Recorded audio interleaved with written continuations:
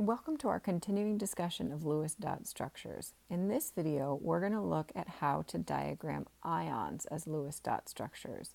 So we're going to look at diagramming single ions and polyatomic ions. And for our single ions, we're also going to look at how we differentiate between cations or positively charged ions and anions or negatively charged ions in their Lewis dot structure formats.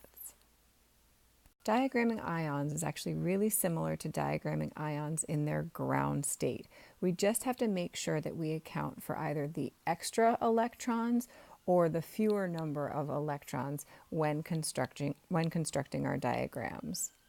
So let's take a look at fluorine as our first example. Well, we know when fluorine becomes an ion, it's going to take on one electron, so it can become isoelectronic with a noble gas. So it's going to form an F- ion. And once it forms that F- ion, it will have 8 valence electrons.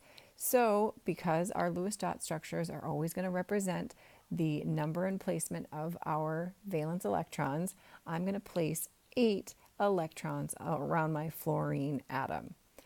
But to make sure that I communicate clearly that I'm diagramming a fluorine ion, I'm going to place my entire Lewis dot structure in brackets, and then I'm going to denote that it is a negative ion by placing a negative outside of the brackets. So now that I know that clearly this is the Lewis dot structure for a fluorine ion that has a -1 charge. Now let's take a look at another example and diagram an oxygen ion and a nitrogen ion. So oxygen, when it becomes an ion or tries to become isoelectronic with a noble gas, is going to take on 2 electrons to fulfill its octet rule. So we're going to fill in its 8 valence electrons, and then to denote that it's an ion, we're going to bracket the entire diagram, and outside we're going to put a 2- to communicate that it is an oxygen ion with a 2- charge. And then for nitrogen, when nitrogen becomes an ion, it's going to take on 3 electrons to fulfill its octet rule.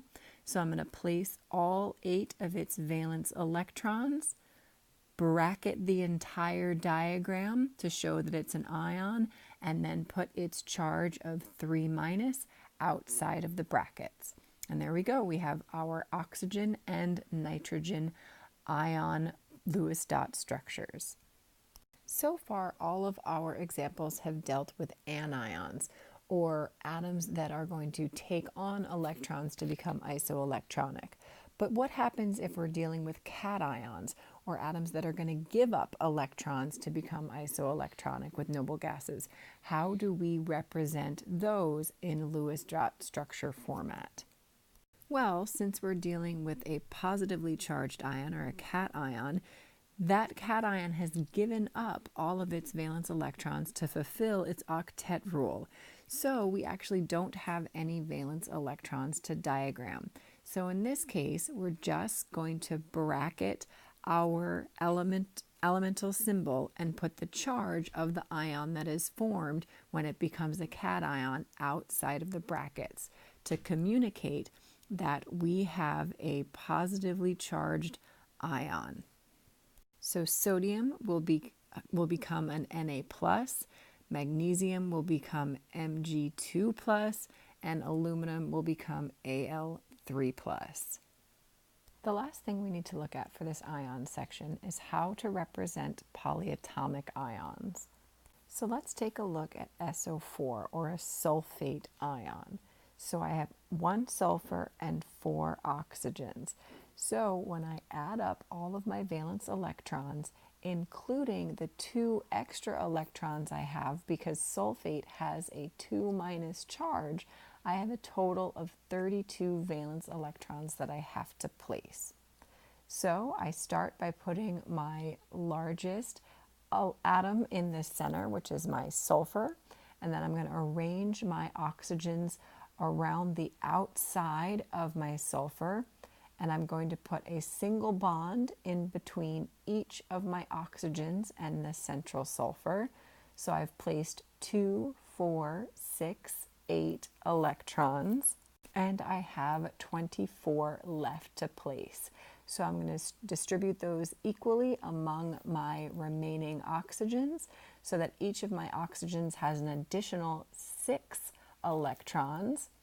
And so now I'm going to double check to make sure that all of my atoms have their 8 valence electrons and that I've placed all 32 of my extra valence electrons. So my first oxygen, 2, 4, 6, 8. My next one, 2, 4, 6, 8. My third, 2, 4, 6, 8. And my final oxygen, 2, 4, 6, 8. And my sulfur also has 2, 4, 6, 8 valence electrons, all located in those single bonds between the sulfur and the oxygens.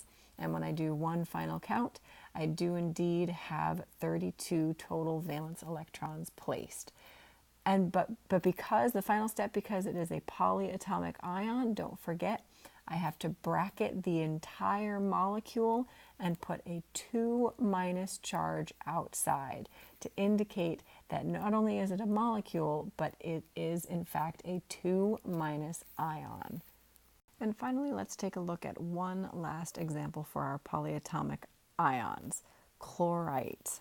So when I tally all of my valence electrons, 7 from chlorine and 6 from each of my oxygens, plus the extra electron from chlorite being a -1 ion, I get a total of 20 valence electrons to place. So my chlorine is going to be my central atom with the oxygens on either side and a single bond between my chlorine and each of my oxygens. So I've placed 4 electrons, so I have 16 left to place. So I'm going to place 6 around each of my oxygens and the remaining 4 around my chlorines, so that my oxygens and my chlorine each have 8 valence electrons, and I've placed a total of 20 valence electrons. And the final step, to indicate that it's a polyatomic ion, I'm going to place my bracket around the entire structure and put the negative sign outside to indicate that it is a -1 charged ion. So now we can add one more step to our instructions for constructing Lewis dot structures. So step number 7 is, if it's an ion, add a bracket and the charge of the ion to the outside of the bracketed structure. And that concludes our discussion of constructing Lewis dot structures for ions. Bring your notes and any questions you have with you to class.